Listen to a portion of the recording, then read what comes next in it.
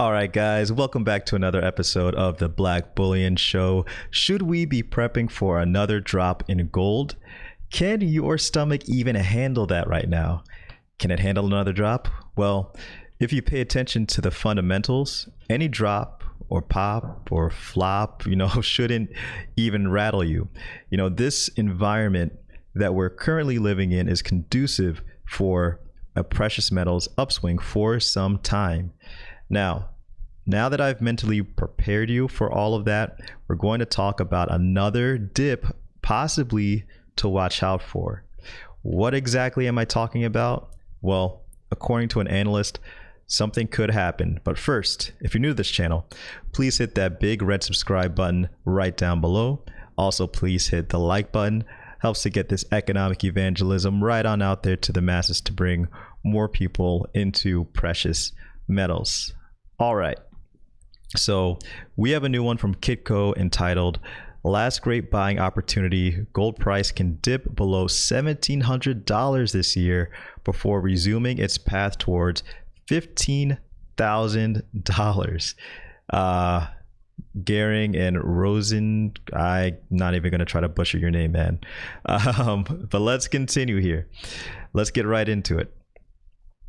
The price correction seems to have some weight behind it and could retreat as far as $1,700 or even $1,500 this year before reversing and hitting new record highs above $2,000 an ounce. Perspective is everything when it comes to price drops, Gehring told Kitco News on Tuesday, noting that this pullback in particular might represent the last great buying opportunity. Prices could continue to see a pullback because of quickly receding fears of the Ronies. It is not uncommon for bull market moves like this. This bull market started at $1,050 and got as high as $2,050.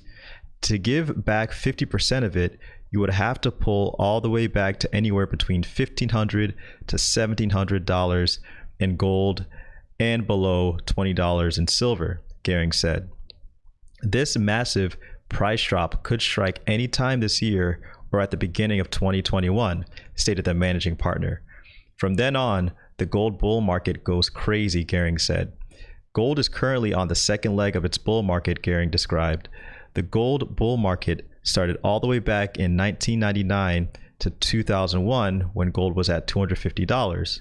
Gold then peaked at $1,920 in 2011, after which it pulled back by 45% before climbing up and hitting new record highs this year. And as economy begins to strengthen this year and more people return to work, the gold buyers who bought based on the Ronies will become sellers. The gold price is going to be lower at the end of the year than it is today. This would be a tremendous buying opportunity because I'm a firm believer that the next leg is going to be driven not by the Ronies, but by inflationary problems, Gehring said. So wait for the next several months. Use any weakness you see in this pullback to accumulate. In terms of how high the next rally will take us, Gehring projects for gold to climb as high as $15,000 an ounce by the end of this decade. So guys, I know something like this is the last thing you want to hear, well, except for that $15,000 part, but we have to brace ourselves for all possibilities. Now, remember, late May and early June, the yield curve began to steep in the 10 to 2 year. And then there's anticipation of a recovery because of economies reopening. And with all of this news, on trials that we've been getting for the Ronies shot, to say, as we like to say here.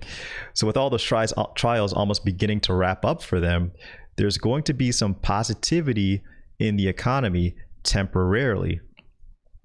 Now, all of this whipsaw sentiment in the markets may knock you off your confidence a bit, but just remember the fundamentals.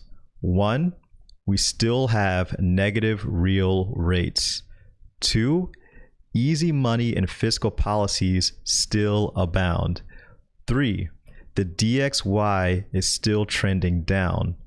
When you keep all of that in the back of your mind, you will feel comfortable with anything that can happen in between the beginning and end of the gold and silver bull market. All right, guys, thanks again for watching. Please hit that like button. Please subscribe if you're new. It's Black Bullion.